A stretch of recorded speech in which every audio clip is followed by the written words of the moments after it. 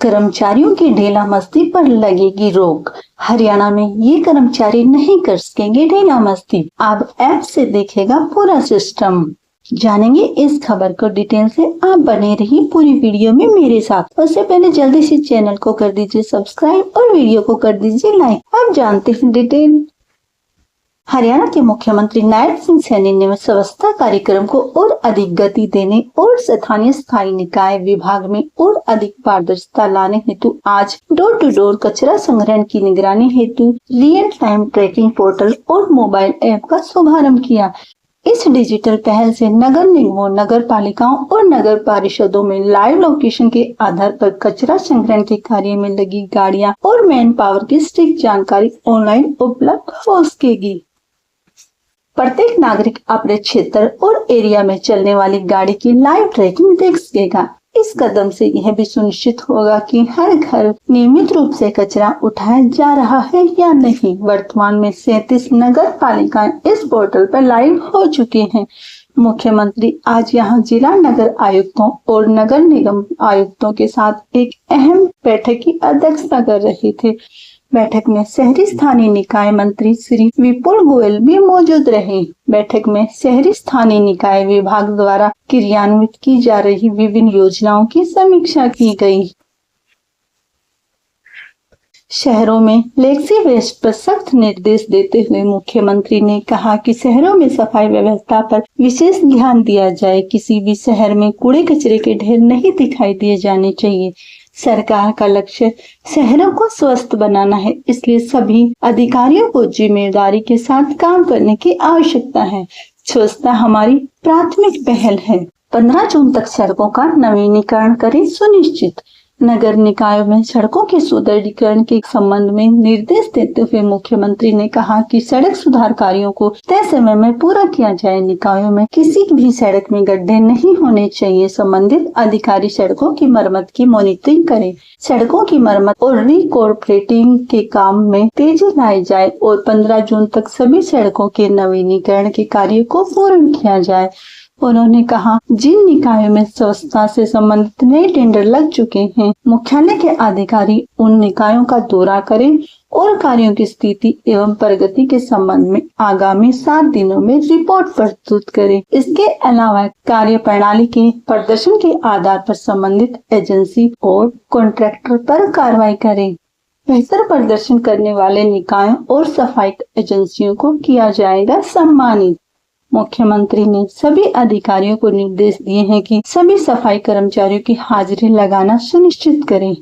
उन्होंने कहा है कि जो निकाय स्वच्छता के मामले में बेहतरीन प्रदर्शन करेगी उसे सम्मानित किया जाएगा। साथ ही सफाई व्यवस्था सुनिश्चित करने वाले एजेंसी कॉन्ट्रैक्टर को भी सम्मानित किया जाएगा। उन्होंने कहा कि शहर में सुरक्षित वातावरण सुनिश्चित करने के लिए शहरों के मुख्य एंट्री और एग्जिट पॉइंट्स पर सीसीटीवी कैमरे लगाने सुनिश्चित करें। इससे आपराधिक गतिविधियों में भी कमी आएगी।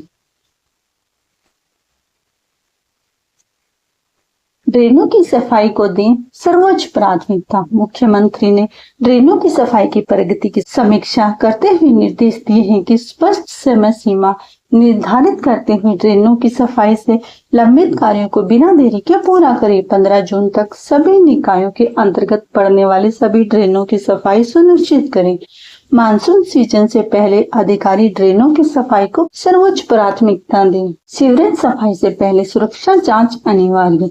श्री नायब सिंह सैनी ने कहा कि यह चिंता का विषय है कि आज भी सीवरेज सफाई के दौरान जानी नुकसान होता है, इसलिए ऐसी व्यवस्था बनाई जाए कि सीवरेज सफाई से पहले सुरक्षा जांच अनिवार्य की जाए। यह चेक किया जाए कि सीवरेज में किसी प्रकार की गैस या अन्य जानलेवा रसायन की उपस्थिति न हो ताकि सीवरमैन की जान को नुकसान न हो। उन्होंने कहा कि सिस्टम को सुधारने के लिए हमें कड़े कदम उठाने चाहिए। बेसहारा पशुओं की टैगिंग और प्रबंधन। बेसहारा गोवंश प्रबंधन की समीक्षा करते हुए मुख्यमंत्री श्री नायब सिंह सैनी ने अधिकारियों को निर्देश दिए कि ऐसे गोवंश को पकड़ने के बाद गौशाला या नंदीशाला में छोड़कर उनकी टैगिंग करने की व्यवस्था सुदृढ़ किया जाए ताकि संबंधित गोवंश की समस्त जानकारी विभाग के पास उपलब्ध हो सके। साथ ही लोगों को जागरूक किया जाए कि पशुओं को सड़कों पर न छोड़ो। इसके अलावा ऐसे लोगों की पहचान की जानी चाहिए जो बार बार अपने पशुओं को बेसहारा छोड़ते हैं और उनके खिलाफ सख्त कार्रवाई सुनिश्चित की जाए।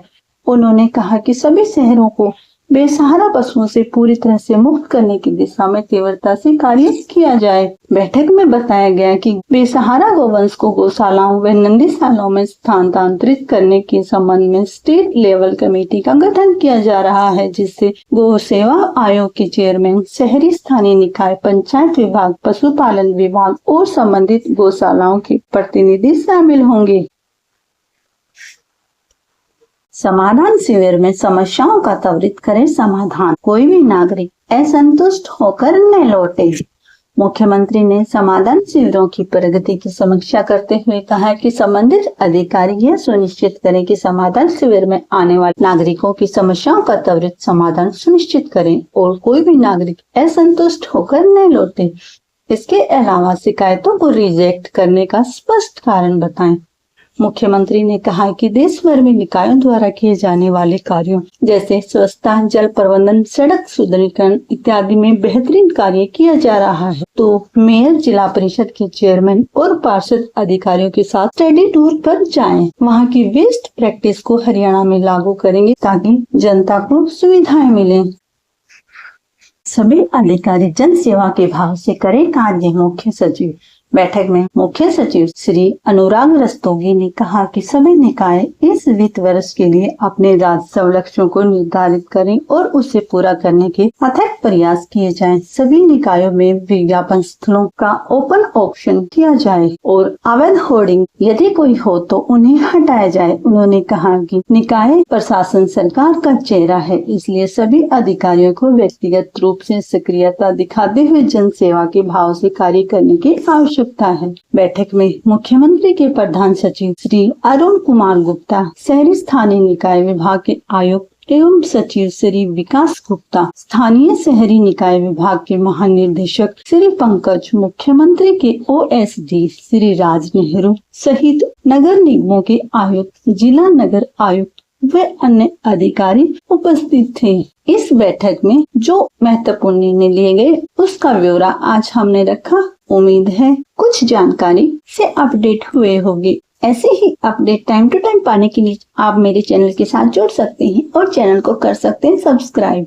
मिलेंगे दोस्तों किसी अन्य अपडेट के साथ। धन्यवाद।